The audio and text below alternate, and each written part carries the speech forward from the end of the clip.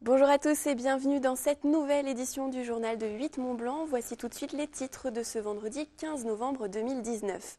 60 pompiers sont toujours mobilisés ce vendredi soir à Annecy. L'incendie de l'hôtel de ville a fait des dégâts considérables. L'heure est au constat mais aussi à la sécurisation du site.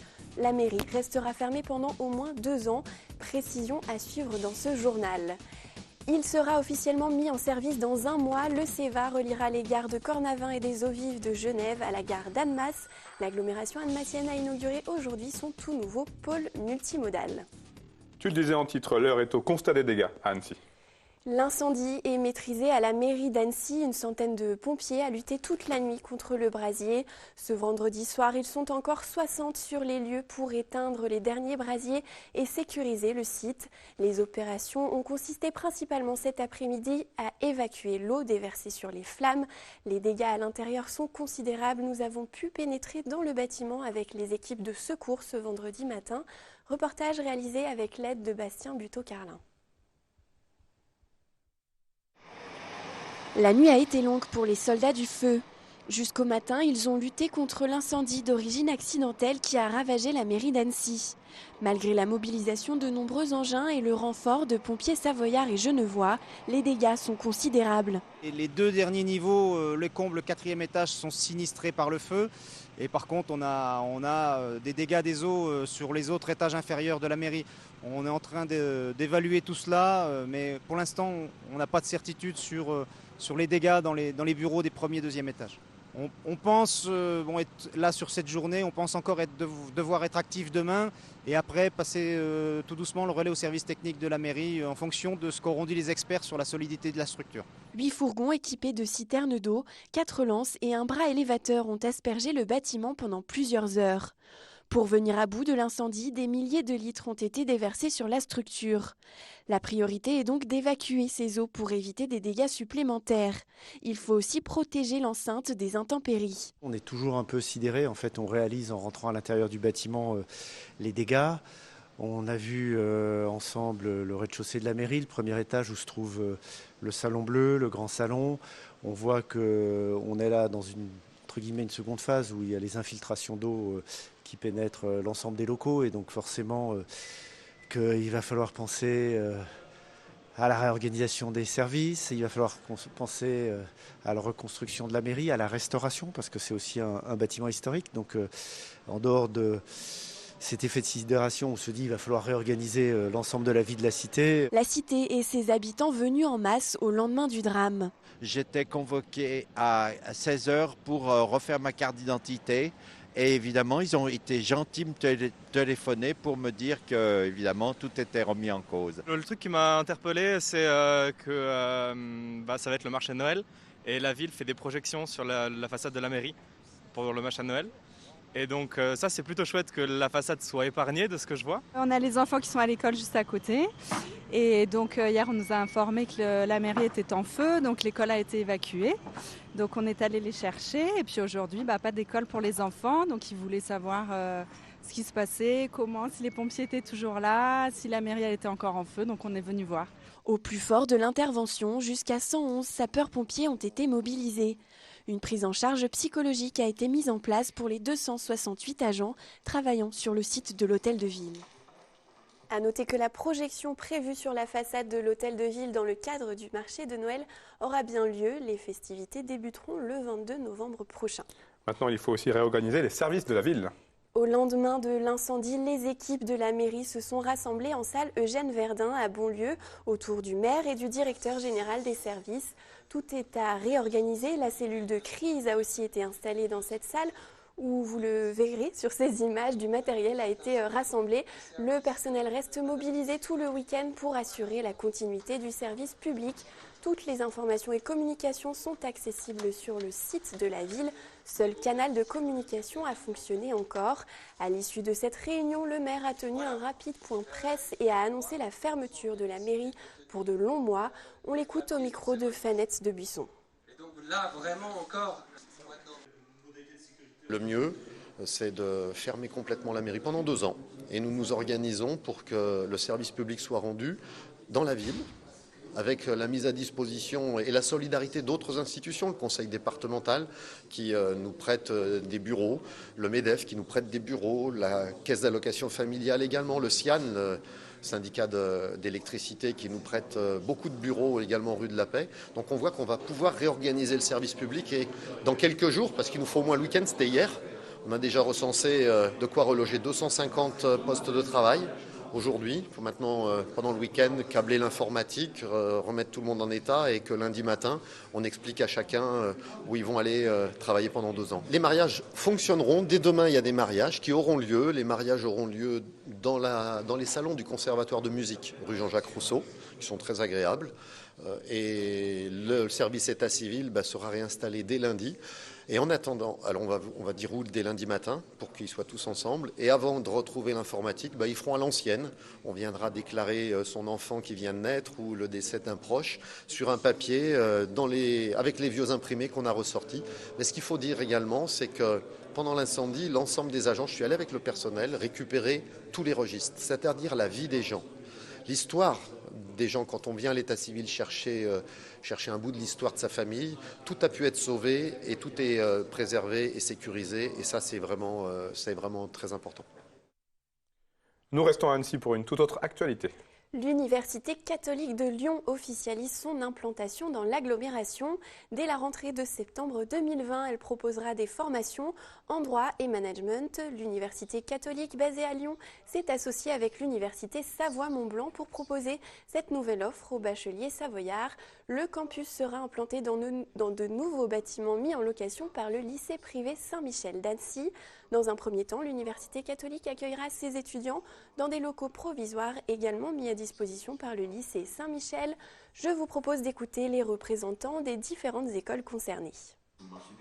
Il y a une vraie demande des étudiants, des lycéens, on va dire, savoyards et hauts-savoyards, que d'avoir à leur disposition une offre plus grande en matière d'enseignement supérieur. Alors bien sûr, le droit, on commence par le droit.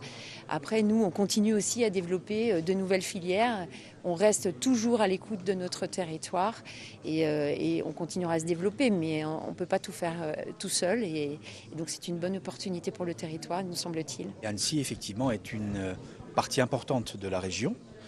Peu de Savoyards aujourd'hui franchissent le cap et s'installent à Lyon après le baccalauréat. Et il nous a semblé utile de proposer une offre de formation qui puisse répondre à leurs attentes et à l'attente des familles. La rentrée va être une rentrée sans doute relativement peu nombreuse, puisque nous aurons simplement une première année de licence en droit avec une cohorte de 100 étudiants, et je pense qu'on aura les 100 étudiants sans difficulté. Ensuite, évidemment, vont venir compléter cette première formation des formations en management. Et donc, normalement, nous aurons 2 formations distinctes en management à terme, ce qui fait que nous aurions 3 fois 100 étudiants sur 3 ans. Donc, en cycle plein, cela représente 900 étudiants au mieux dans ce site. 630 000 déplacements sont effectués chaque jour entre la France et la Suisse dans le secteur de Genève. Seuls 16% d'entre eux sont réalisés en transport en commun, mais cela pourrait changer dans les prochains mois. Le Léman Express devrait accueillir environ 50 000 voyageurs par jour.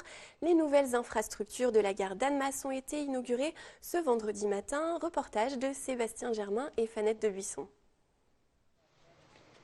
Une pierre de plus sur le chemin du Léman Express. À Annemasse, les infrastructures pour accueillir le CEVA sont prêtes et désormais inaugurées. La nouvelle gare, les quais et voies réajustés, le passage souterrain reliant le centre-ville au futur écoquartier Étoile et les 2 km de tronçon français du CEVA. Autant de travaux successifs célébrés ce vendredi après 5 années de travaux. Si vous voyez autant de grues et de travaux autour de cette gare, j'espère d'ailleurs qu'on sera après autour du 15 décembre, c'est parce qu'on ne fait pas une gare au milieu du désert.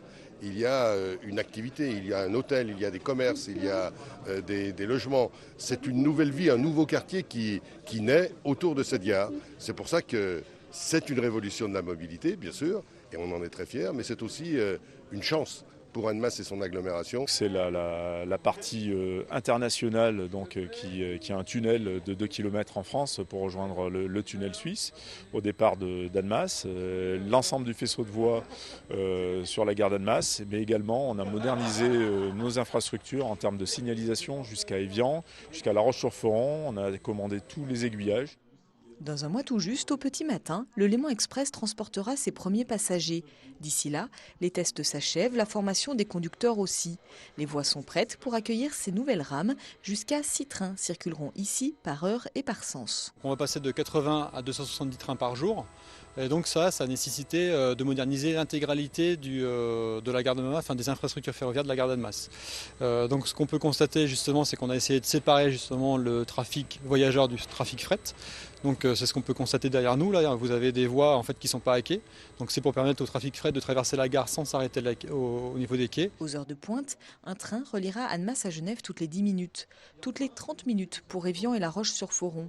Les habitudes des Hauts-Savoyards devraient évoluer dans les prochaines années. C'est un changement de comportement pour une grosse partie de la Haute-Savoie finalement, pour presque toute la Haute-Savoie je dirais. Pas seulement les frontaliers, les gens qui auront besoin de mobilité pour accéder à nos vallées, venir faire du ski, des sports d'hiver, etc. ont besoin de cet équipement. Oui, il est très structurant. Le plus dur reste à faire. On a un chantier extrêmement important. Nos voies ferrées sont pas suffisamment performantes dans la vallée de l'Arve et dans le lien Annecy-Aix. Avec près de 4,5 millions de voyageurs par an attendus en 2020, 6 fois plus qu'en 2014, la gare d'Annemasse deviendra la 4e de la région Auvergne-Rhône-Alpes. Une dernière information avant de se quitter. Alors avant de se quitter, nous allons passer la frontière pour découvrir un aperçu des Automnales de Genève. La 11e édition de la Grande Foire se tient jusqu'à dimanche à Palexpo. Les produits du terroir sont évidemment les incontournables du rendez-vous de l'automne chez nos voisins suisses. Mais cette année, le Var et les hôpitaux universitaires de Genève sont aussi à l'honneur. Un des objectifs de l'organisation est d'attirer le public frontalier, notamment grâce à des actions, à des salons parallèles. On écoute les précisions du directeur des Automnales au micro d'Emmanuel Jaude. Pour que le public genevois et frontalier vienne dans cette foire, il fallait lui proposer des choses variées, diversifiées, et pas seulement la foire classique, on va dire. Et c'est pour ça qu'on a commencé à faire des salons parallèles qui durent des fois 2, 3 jours ou 4 jours dans les premiers et deuxièmes week-ends. Et cette année, on en a encore 3 de plus que les années précédentes, ce qui a assuré un visiteur encore plus important. Donc on est très content. On a déjà en tête un nouveau salon parallèle pour la prochaine édition en novembre 2020. Vous voyez, donc on va encore grandir. Alors peut-être il se peut que certains vont s'arrêter. Et puis voilà, mais en effet, de toute façon, il faut innover. Chaque année, le visiteur, il veut découvrir quelque chose de nouveau. Et certainement que c'est la meilleure façon d'avoir une nouvelle thématique. Et là, voilà. Alors, ça plaît à tout le monde. Il y en a qui sont venus pour le mariage, d'autres pour bébé. Et puis finalement, il y en a qui viennent pour les chiens, pour les chats ce week-end. Et ils font quand même un tour dans la foire, ils regardent ce qui se passe, ils vont manger. Ils découvrent en même temps d'autres choses finalement. Et ça, c'est très bien. Cette fois, c'est la bonne. Une dernière information avant de se quitter. Une information qui devrait ravir les fondus de ski de fond. Le domaine des Glières ouvre partiellement ce samedi grâce au snow farming. Cette technique consiste à conserver la neige d'une saison à l'autre grâce à de la sciure de bois. Une piste de 2 km sera ainsi accessible depuis le centre nordique à partir de 9h ce samedi matin. La location de matériel sera également possible sur place. Le champion local Jean-Marc Gaillard, membre de l'équipe de France de ski de fond, sera présent toute la matinée. C'est la fin de cette édition. Merci de nous suivre chaque jour sur 8 Mont Blanc. Je vous laisse en compagnie de Sébastien pour la fin de l'émission. Passez une très belle soirée, un très bon week-end et à bientôt.